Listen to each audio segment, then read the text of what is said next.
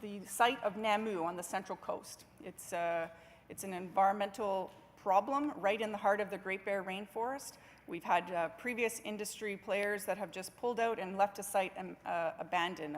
I visited the site with my colleague, our Aboriginal Relations and Reconciliation spokesperson. We visited the site, we saw what was left. It was like someone canceled coffee break and people walked away. There was some oil tanks falling into the ocean, a sinking, decrepit ship, which I now understand some action has been taken to remediate. The imminent danger has now been identified and apparently addressed, but there is much more work to do. Here, this is a site, an industrial environmental problem in the heart of the Great Bear Rainforest.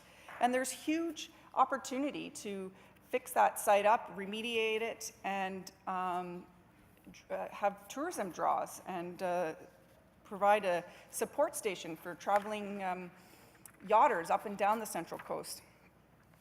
BC ferries. I cannot not talk about the Great Bear Rainforest and talk about the fact that this government took away the Queen of the Chilliwack, the vessel that carried over 100 cars and took people to the heart of the Great Bear Rainforest, went right to Bella Coola.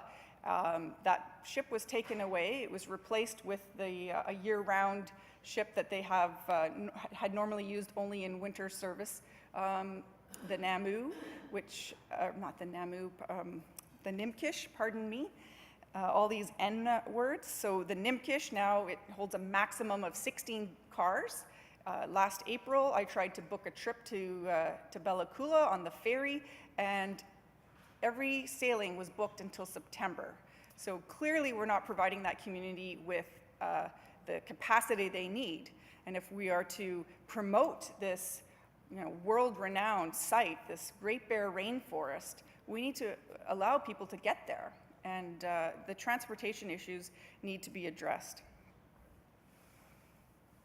I must just speak a little bit more on that, actually. I wanted to mention that this was an area that was the Bella Coola Valley was a forestry area. This was a logging community, or a logging series of communities that through these arrangements were told you can't participate in the logging industry as you currently have.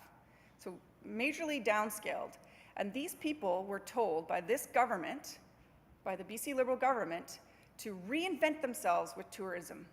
And the provincial government provided them funding and said, here you go, reinvent yourself, create tourism, take people on bear tours, take people on rafting tours, go hiking in the mountains, and yet the only tool that they had to do so was a robust ferry system, which they had yanked out of their hands.